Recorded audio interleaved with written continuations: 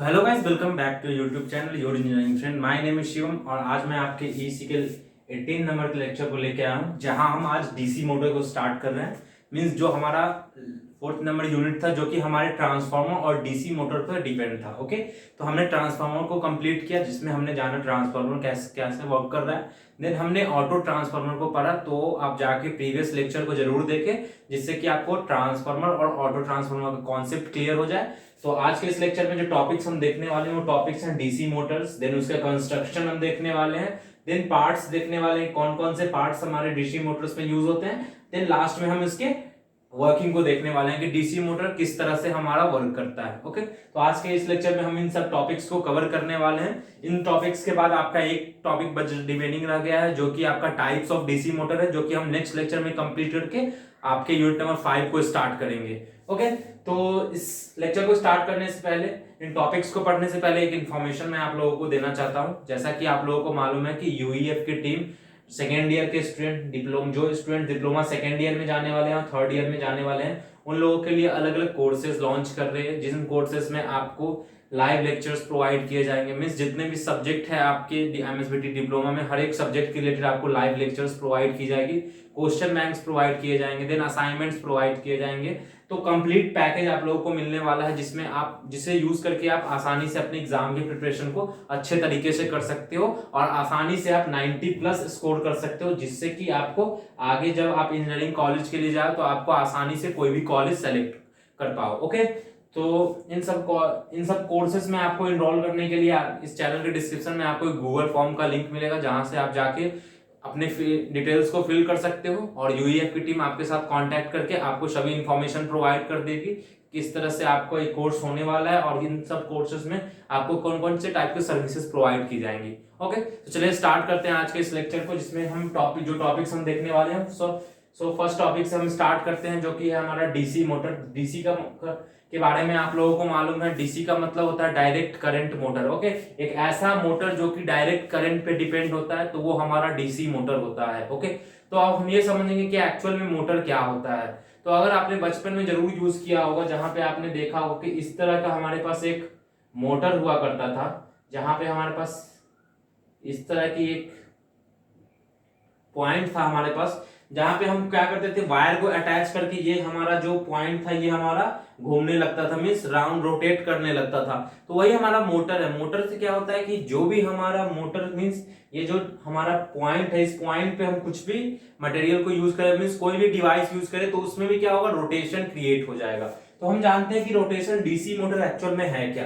तो DC motor is a device which converts DC electrical energy into a mechanical energy and then into a rotational force. Means एक ऐसा motor जो electrical energy को mechanical energy में convert कर रहा है। मींस अगर आपने किसी मोटर को, यहाँ पे अगर मोटर है हमारे पास, अगर यहाँ पे हमने इलेक्ट्रिक सप्लाई दिया इस मोटर को, तो ये मोटर क्या करेगा, उस इलेक्ट्रिक सप्लाई को हमारा कन्वर्ट कर देगा मैकेनिकल एनर्जी में। ओके, हमारा इलेक्ट्रिकल एनर्जी हमारे मैकेनिकल एनर्जी में कन्वर्ट हो जाएगा, और वो जो हमारा मैकेनिकल एनर्जी कन्वर्ट हुआ है उसकी वजह से क्या होगा, वो रोटेट होने लगेगा। मींस जो भी मोटर है हमारा, वो रोटेशनल फोर्स इसमें जनरेट होगा, और जो भी मोटर एक्चुअल में हमारा पार्ट जो है मोटर का, वो हमारा रोटेट होना स्टार्ट हो जाएगा।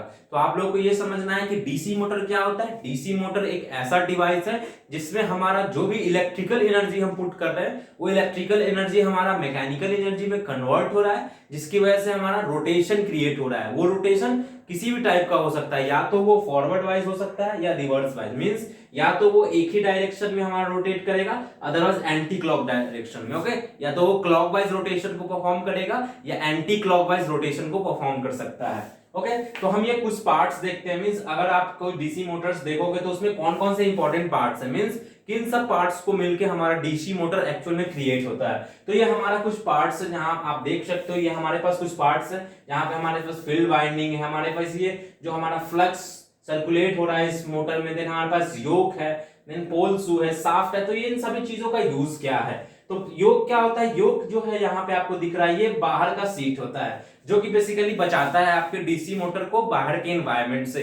अगर आपके पास कोई मोटर है, अगर आपने उसे बारिश में रख दिया, तो वो क्या होगा, बारिश की वजह से वो मोटर खराब हो सकता है। तो योक का काम क्या है कि जो भी हमारा एक्सटर्नल पार्ट्स है मोटर के, उन सभी पार्ट्स को सेफ करके रखना, सेफ्टी प्रोवाइड करके रखना, जिससे कि वो मोटर में कुछ भी इंपैक्ट ना पड़े, मींस कुछ भी उसका इंटरनल एक्सटर्नल पार्ट जो उसका खराब ना हो। ओके, वैसे ही फील्ड वाइंडिंग है, मोटर के अंदर हमारा एक्चुअल फील्ड वाइंडिंग किया जाता है, जिसकी वजह से, जिसकी हेल्प से हम क्या करंट को सप्लाई कर पाते हैं इस मोटर में। देन हमारे पास दो पोल्स अवेलेबल होते हैं, साउथ पोल और नॉर्थ पोल, जैसा हमने देखा था। तो हमारे पास यहाँ पे क्या होते हैं, दो पोल्स होते हैं अवेलेबल। इन दोनों पोल्स के बीच हमारा ये कम्युलेटर सैचुरेटेड होता है। ओके, यहाँ पे हमारा क्या है, आर्मेचर कोर, ये जो दिख रहा है आपको, ये आर्मेचर कोर है, जहां पे हमारा जो भी रोटेशन का पार्ट होगा, यहाँ पे हमारा रोटेशन का पार्ट लगा होगा और ये रोटेट होते चला जाएगा जिस डायरेक्शन में आप रोटेट करना चाहते हो।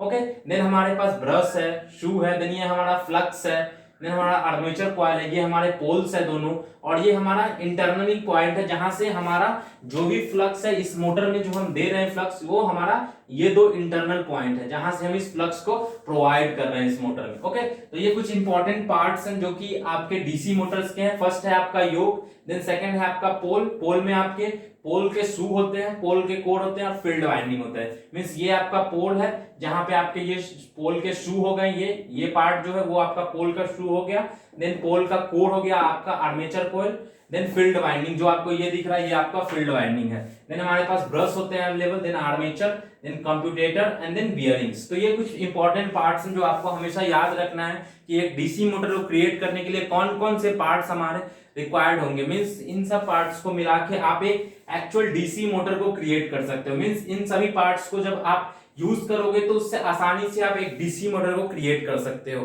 ओके, देन हमारा नेक्स्ट पॉइंट है वो हमने यहाँ डीसी मोटर को देख लिया, देन हमने ये कंस्ट्रक्शन को समझ लिया कि कंस्ट्रक्शन में हमारा कौन कौन से पार्ट्स यूज हो रहे हैं, मींस कौन कौन से डिवाइसेस कंपोनेंट हम यूज करके एक एक्चुअल में डीसी मोटर को क्रिएट कर रहे हैं। देन हमारा लास्ट टॉपिक है वो है प्रिंसिपल ऑपरेशन, मींस ये एक्चुअल में ऑपरेशन किस तरह से कर रहा है। तो आप यहाँ पे देख सकते हो, working depend on Fleming left hand rule, when a current carrying conductor is placed in a magnetic field, it experiences a torque and has a tendency to move. This is known as motoring action. Motoring means क्या, जब हम दोनों पोल के बीच में अगर एक rotation वाला motor को रखेंगे तो क्या होगा, इस मोटर में हमारा टॉर्क जनरेट होगा। ये किस पे बेस्ड होता है, हमारा Fleming right left hand rule. इसके बारे में मैंने आपको प्रीवियस लेक्चर में बताया, जहां पे आप देख सकते हो कि एक्चुअल में हमारा फ्लेमिंग लेफ्ट हैंड रूल किस तरह से वर्क करता था।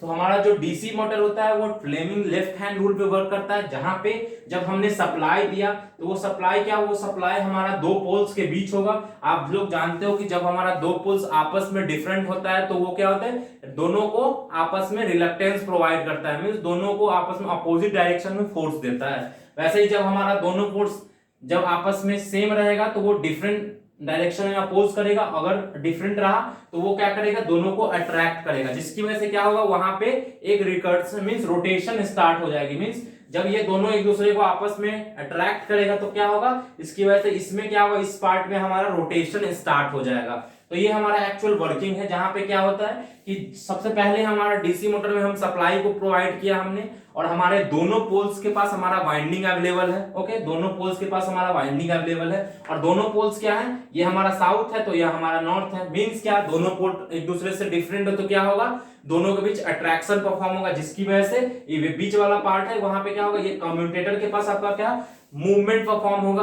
ओके, तो रोटेशन यहाँ पे उसकी वजह से हमारा स्टार्ट हो जाता है। तो इस तरह से हमारा डीसी मोटर वर्क करता है एक्चुअल में, जहां पे हमारे पास कुछ डिफरेंट पार्ट्स हैं, हर एक पार्ट्स उसके यूज मींस हर एक पार्ट्स का अलग अलग यूज है, जिसको यूज करके आप एक डीसी मोटर को एक्चुअल में क्रिएट कर सकते हो और डीसी मोटर को यूज कर सकते हो। ओके, तो आज के इस लेक्चर में बस इतने टॉपिक्स थे।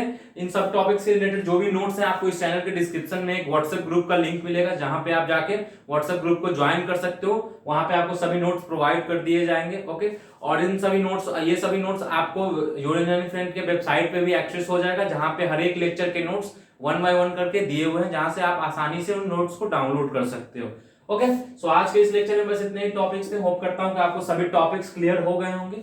और इस वीडियो को एंड करने से पहले एक रिक्वेस्ट है आप लोगों से, अगर आपने हमारे चैनल को अभी तक सब्सक्राइब नहीं किया तो जाके अभी जरूर हमारे चैनल को सब्सक्राइब करें और बेल आइकन को जरूर प्रेस करें, जिससे कि आगे के जो भी वीडियो है, जो भी लेक्चर्स अपलोड हो, वो आप तक सबसे पहले पहुंच सके। Okay, then thank you for watching this lecture.